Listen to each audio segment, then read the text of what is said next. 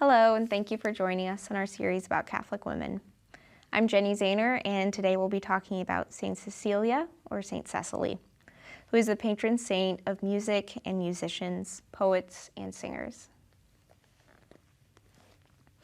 For over 1,000 years, St. Cecilia has been one of the most greatly venerated of the maiden martyrs of the early Church, and is one of those names in the canon of the Mass. She was a girl of Rome, brought up a Christian, and determined to remain a maiden for the love of God. But her father had other views and gave her in marriage to a young man named Valerian. On the day of the marriage, Cecilia sat apart, singing to God in her heart and praying for help in her predicament. When they retired to their room, she said to her husband gently, "I have a secret to tell you.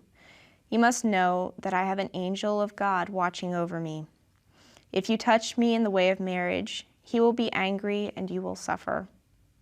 But if you respect my maidenhood, he will love you as he loves me." "Show me this angel," Valerian replied. "If he be of God, I will refrain as you wish." And Cecilia said, "If you believe in the living and one true God, and receive the water of baptism, then you will see the angel." Valerian agreed and was baptized.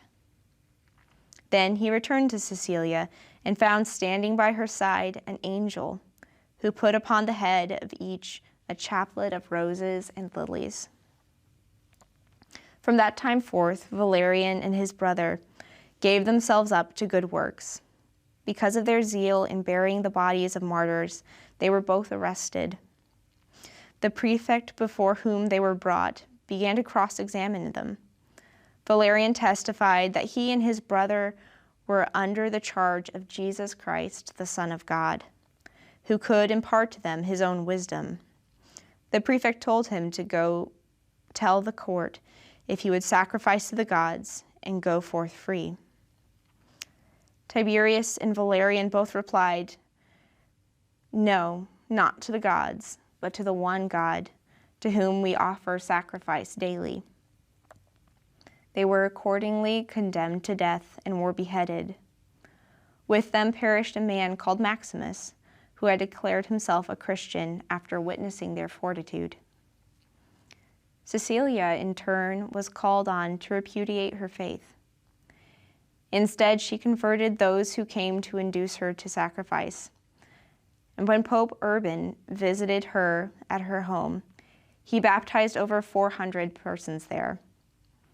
At length, she was sentenced to be suffocated to death in the bathroom of her house.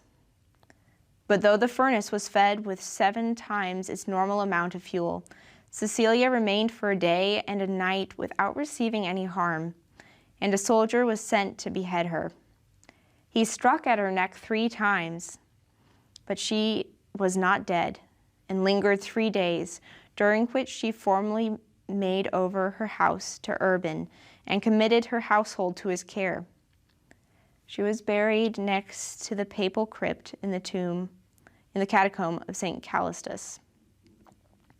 Pope St. Paschal I translated the supposed relics of St. Cecilia, together with those of Saints Valerian and Maximus, to the Church of St. Cecilia.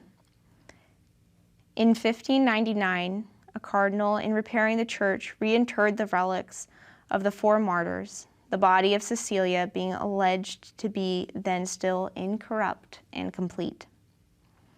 Today, perhaps, St. Cecilia is most generally known as the patron saint of music and musicians. At her wedding, the Acta tells us, while the musicians played, Cecilia sang to the Lord in her heart.